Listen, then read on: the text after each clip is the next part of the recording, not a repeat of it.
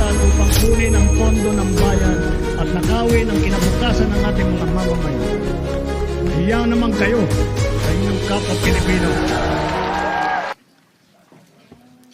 Good afternoon, my distinguished colleagues, Mr. Senate President, the Vice Chairman of the committee, Senator Erwin Tulfo.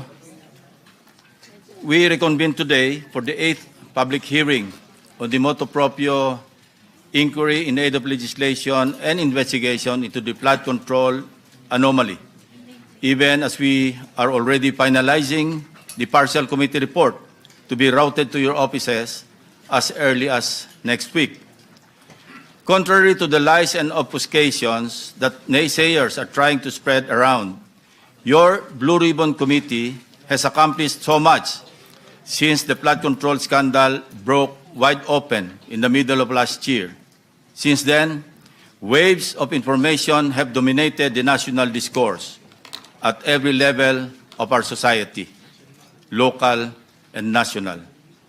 Lest we be drowned out by the rising tide of noise here and there, allow me to run down how much ground we've covered in the course of the committee's 7 public hearings. Since the Bulacan 1st District Engineering Office was exposed as the epicenter of the biggest corruption saga in recent history, your committee was able to hear and record the sworn testimonies of DPWH District Engineer Henry Alcantara, Assistant District Engineer Bryce Hernandez, JP Mendoza, and the rest of the so-called BGC boys, and laid bare their collective splurging of billions of pesos in several casinos, made possible by their indispensable roles in a mafia-like scheme, not from extortion for protection activities involving business establishments, but through an elaborate conspiracy in siphoning funds from the country's national budget intended for flood control projects to protect lives and properties of Filipinos in low-lying areas. Then, there was former DPWH Undersecretary Roberto Bernardo. Your committee followed the money and paper trails through skillful research and questioning by our members, which revealed the deep web of in-house contracting, bid rigging, padded contract costs, and license renting.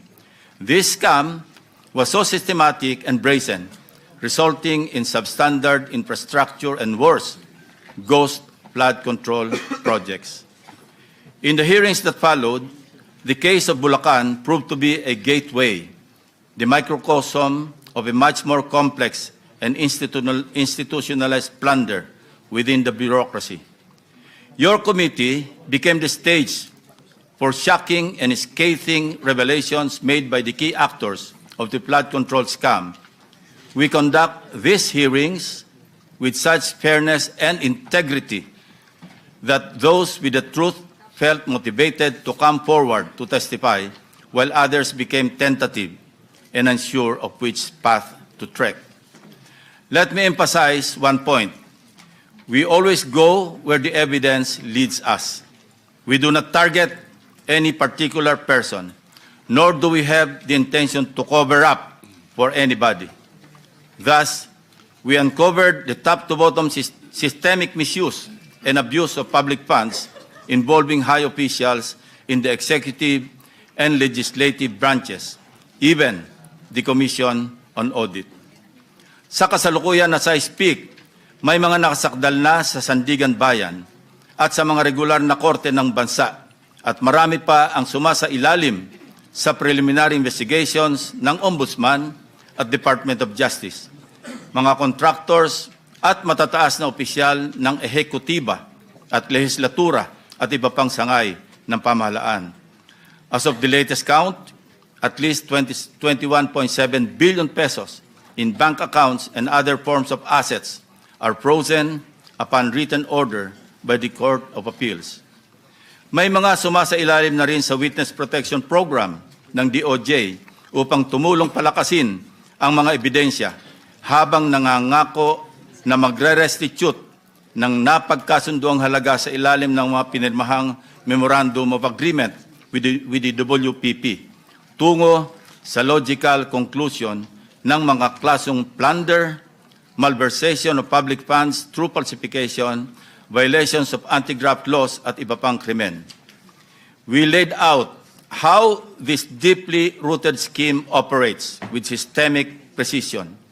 It involves a network of actors, namely the contractors group who collude amongst themselves to rig public biddings and monopolize flood control projects, key DPWH coordinators who manage project allocations and orchestrate the collection and delivery of kickbacks, and intermediaries, agents, or bagmen who receive these illicit funds allegedly in behalf of their principals.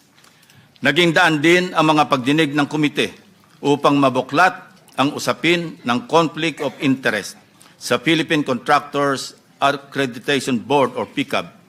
We also flagged blacklisted companies resurfacing under new names, the rampant practice of license renting, and the awarding of billion-peso contracts to severely undercapitalized firms. Modesty aside, but significantly, your committee paved the way for the implementation of landmark transparency reforms in our national budget process. These include our transition to live-streamed and open BICAM that detailed budget amendments, insertions, if you like, that are now traceable to their proponents. Not to mention stricter safeguards to ensure that no vague or undefined infrastructure projects are included in the General Appropriations Act. Let this serve as a warning to skeptics, detractors, and hijackers who exploit the vulnerabilities and anger of our people to deepen the fault lines of our nation during these trying times.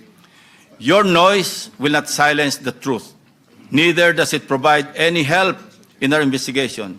Your noise cannot convict and won't even indict the malefactors in this flood control mess. Only evidence does. Para ipangalandakan ninyo na inutil at walang silbi ang Blue Ribbon Committee is not only insensitive to its members, but an insult to our fellow Filipinos who have consistently followed and monitored our hearings and participated in the trillion-peso march, the clergy, students, ordinary workers, and all concerned citizens who became aware and exposed to unbridled and systemic corruption, mainly made possible by the Blue Ribbon Committee hearings, and the media, who serve as a powerful tool in bringing to the households, eateries, barbershops, etc., the details of each and every hearing of your Blue Ribbon Committee. With all that being said, as the chairman of this committee, I say to you, shut the F up. Let us now resume our hearings.